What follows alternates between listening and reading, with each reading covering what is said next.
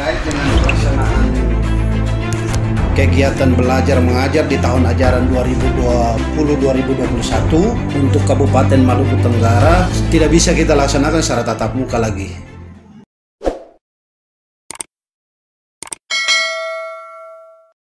Terkait dengan pelaksanaan kegiatan belajar mengajar di tahun ajaran 2020-2021 untuk Kabupaten Maluku Tenggara tidak bisa kita laksanakan secara tatap muka lagi.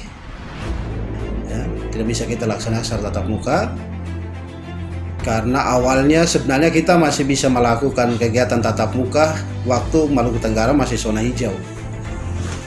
Tapi setelah ada penambahan kasus positif corona di Kabupaten Maluku Tenggara, lalu Maluku Tenggara telah berubah zona dari zona hijau ke zona kuning, dengan sendirinya kegiatan tatap muka tidak bisa dilaksanakan. Itu sesuai dengan keputusan 4 Menteri Pendidikan dan Kebudayaan, Menteri Kesehatan, Menteri Agama, dan Menteri Dalam Negeri. Ya, dengan mempedomani keputusan 4 Menteri itu, maka kita tidak bisa lagi melaksanakan kegiatan belajar secara tatap muka di kabupaten kota yang bukan zona hijau. Jadi sebetulnya kegiatan tatap muka di awal tahun pelajaran 2020-2021 ini bisa dilaksanakan kalau kita Maluku Tenggara zona hijau. Nah, itu penegasannya nanti di situ. Karena kita sudah bukan lagi zona hijau, berdasarkan keputusan 4 Menteri itu, maka kegiatan belajar mengajar baik di TK, SD, SMP sudah tidak bisa kita laksanakan secara tatap muka. Dengan tidak dilaksanakan kegiatan belajar mengajar secara tatap muka, maka kegiatan belajar mengajar kita kembalikan lagi ke rumah untuk belajar dari rumah. Sehingga dengan mereka melaksanakan kembali belajar dari rumah, maka kita mempedomani kembali surat edaran Sekretaris Jenderal Kemendikbud nomor 15 tahun 2020. Ya, jadi kalau di pendidikan itu di awal tahun pelajaran baru 2020-2021 itu ada 2 dasar yang kita pakai. Keputusan 4 Menteri yang saya sebutkan tadi itu jika kita zona hijau kita masuk tatap muka. Sedangkan kalau kita tidak berada pada zona hijau, kita lakukan belajar dari rumah, maka dasarnya kita pakai surat edaran Sekretaris Jenderal Kemendikbud nomor 15 tahun 2020. Di dalam surat edaran Sekretaris Jenderal Kemendikbud nomor 15 tahun 2020 itu sudah memuat tentang peran masing-masing pihak dalam penyelenggaraan pendidikan selama melakukan belajar dari rumah. Jadi kalau mempedomani surat itu, nanti bisa teman-teman juga bisa nanti saya WA suratnya panduannya. Di dalam surat edaran Sekjen Kemdikbud itu sudah mengatur selama belajar dari rumah peran dinas pendidikan seperti apa, peran kepala sekolah seperti apa, peran guru seperti apa, peran siswa seperti apa, peran siswa apa, orang tua seperti apa, sudah diatur di dalam dan sudah kami sosialisasikan.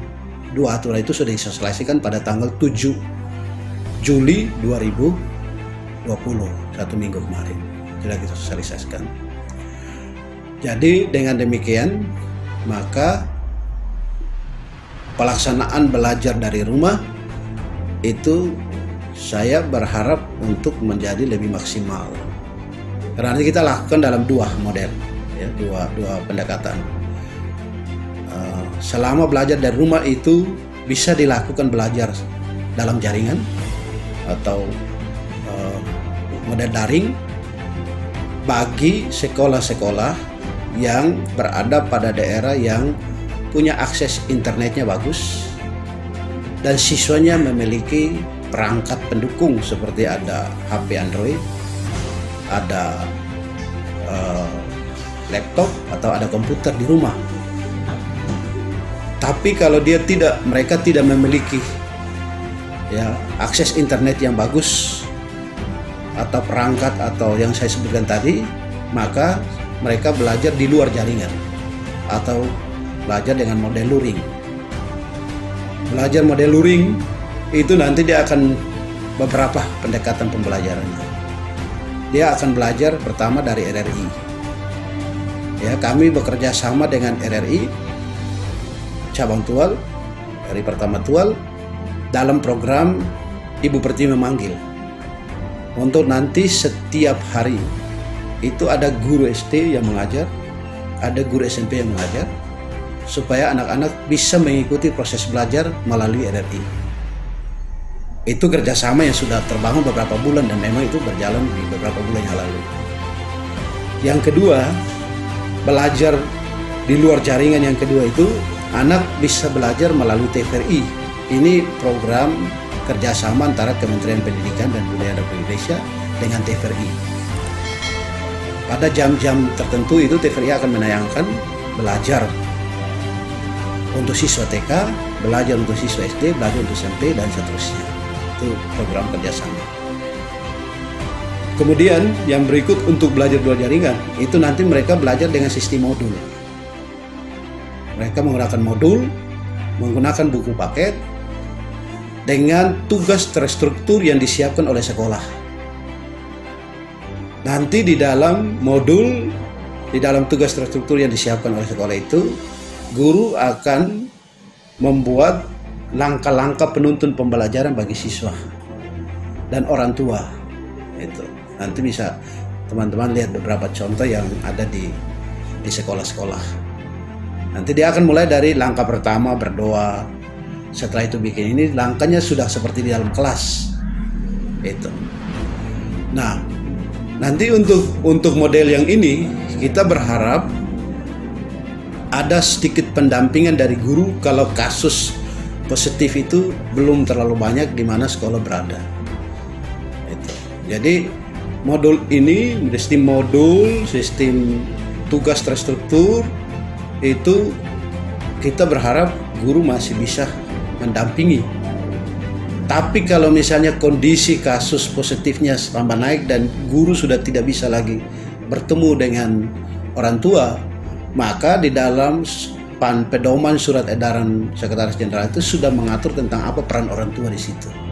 Siapa yang akan menjemput modul, siapa yang akan menjemput tugas terstruktur, siapa yang akan membimbing, bagaimana cara membimbingnya, itu sudah ada dalam surat edaran yang sudah kami sosialisasikan ke seluruh kepala sekolah di tanggal 7 Juli itu.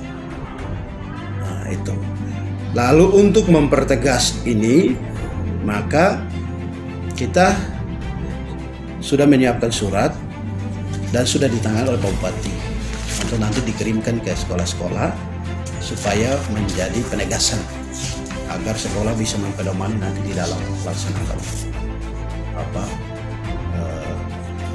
proses belajar dari rumah itu. Mungkin itu seperti Dedi dan teman-teman beberapa informasi yang saya sampaikan, mudah-mudahan bisa bermanfaat. Ya.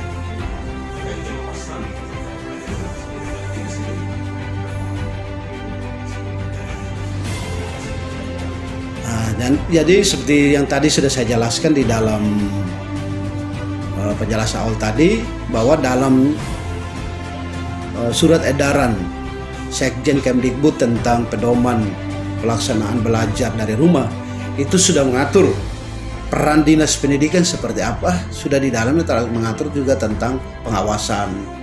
Untuk memastikan proses itu bisa berjalan, kita lakukan pengawasan. Kita punya pengawas TK, SD dan SMP yang secara operasional pasti mereka yang melakukan. Mungkin tidak melakukan supervisi seperti yang lagi terjadi di sekolah-sekolah, tapi paling tidak memantau di setiap pohoi, setiap tempat di mana sekolah ada, siswa ada, itu memastikan bahwa proses belajar ada atau tidak. Dan sekolah nanti wajib menyampaikan laporan itu secara berkala pada setiap minggu ke Bupati Maluku Tenggara melalui Dinas Pendidikan. Jadi pengawasan yang pertama sudah sekolah harus menyampaikan. Di dalam penegasan juga sudah kita sampaikan, sekolah wajib menyampaikan laporan perkembangan belajar mandiri dari rumah kepada Bupati Maluku Tenggara melalui Dinas Pendidikan. Tapi yang kedua, melalui pengawas-pengawas kita TK, SD, SMP akan melakukan pemantauan pada jam-jam sekolah atau di luar jam sekolah bagaimana dengan proses itu. Ya, silakan. Kira-kira dipastikan tanggal berapa ini langsung mulai berlaku? Sudah mulai dari kemarin tanggal 13 Juli. Mulai dari kemarin. Karena awal tahun pelajaran itu tanggal 13 Juli. Itu. Suratnya tertanggal 13 Juli yang penegasan Pak Bupati. Tapi suratnya sudah disebarkan? Baru hari ini kita edarkan. Karena proses tanda tangan kita ajukan kemarin, baru hari ini tanda tangan. Tapi pada saat sosialisasi tanggal 17 Agustus sudah kita sosialisasikan.